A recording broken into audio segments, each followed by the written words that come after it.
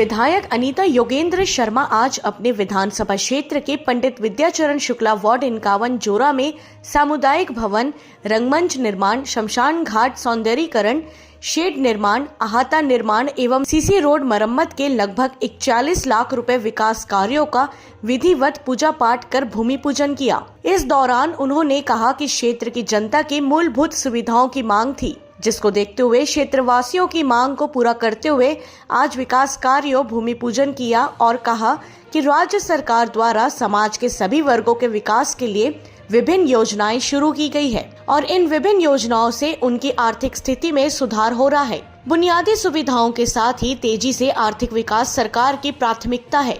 और इस दिशा में ठोस कार्य हो रहा है और आने वाले समय में ग्रामवासियों की जो मूलभूत मांग होगी उसे पूरा किया जाएगा। आज इस कार्यक्रम में प्रमुख रूप से रायपुर विकास प्राधिकरण के सदस्य पप्पू बंजारे, प्रदेश महामंत्री पीयूष कोशेरे, पूर्व जनपद सदस्य जयंत साहू, पार्षद राजा बंजारे, रंजीत गायकवाड़, JS दास, दीनू साहू, ओंकार दास, राकेश बघेल, राम स्नेहिल जांगड़े, जनपद काविल ठाकुर समेत भारी संख्या में लोग उपस्थित रहे। खरोरा से जोगी सलूजा की रिपोर्ट।